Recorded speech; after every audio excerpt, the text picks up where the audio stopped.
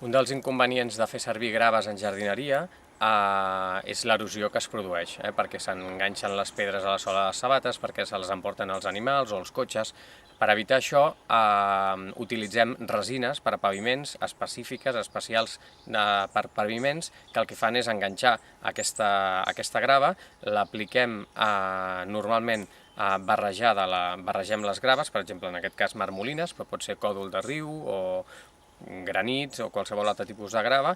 Com més petit sigui, doncs més rendiment tindrà, i el que fem és barrejar aquesta grava amb la resina amb una formigonera i aplicar-la.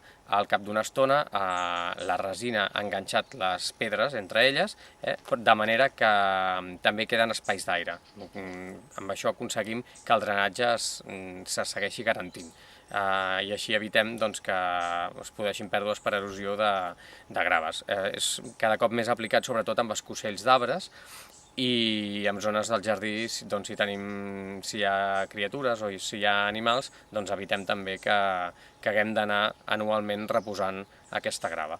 Hi ha un altre tipus de resina una mica més econòmica, que és pulveritzada. S'aplica a sobre de paviments que ja tenen graves i produeix també això, que la capa superior d'aquesta zona pavimentada quedi solidificada amb el drenatge garantit.